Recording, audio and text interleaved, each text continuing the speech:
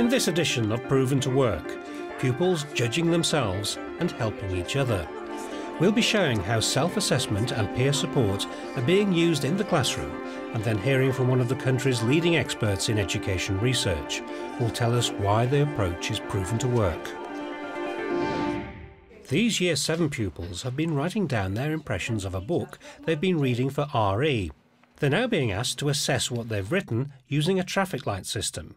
If you've only described it, think red. If you've done a bit of explaining, think amber. If you think you've been wow, then think green. Quite a few greens, some oranges, a red.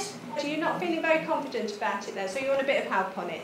Yeah? Okay, good. That's really honest. It's really good that you're asking for help. The self-assessment became more accurate the more it was used.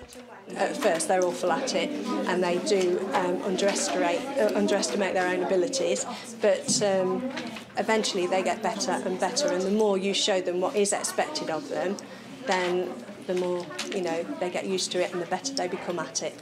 I want you to go and sit next to somebody who hasn't done as well as you. Everybody now should have someone next to them that they can talk to and ask how to improve, so that everybody understands where we've got to so far. They're always honest about their self-assessment and they're always honest about each other's work. They're very critical of themselves and each other, really. They're really honest about how to help someone improve. You still did good. You've explained it quite a lot, so you've done good there. If a friend's telling you something, then you're more likely to listen, because it's worth far more sometimes than what a teacher will say to them, what a friend will say to them. Why did you put a red card up? I didn't get the story that much. You really don't think you've done a good job? How have you helped your friend here? I've told her to include more detail and describe things more. According to the Centre for the Use of Research and Evidence in Education, most teachers use a system of assessment during lessons, but many fail to use the assessment to inform the next part of the lesson.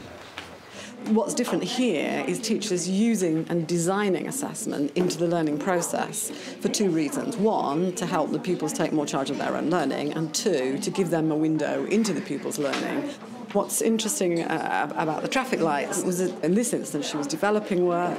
Pupils were fairly confident, not very many reds, and so she knew there was enough knowledge amongst the class for them to work in pairs, to help each other. If she'd been using it for developing understanding and she'd had 2 or 3 reds, then one of the things the research says that is really helpful at that point is to have the oranges and greens students working together, so that she can then concentrate on the reds where there's a real issue about basic understanding.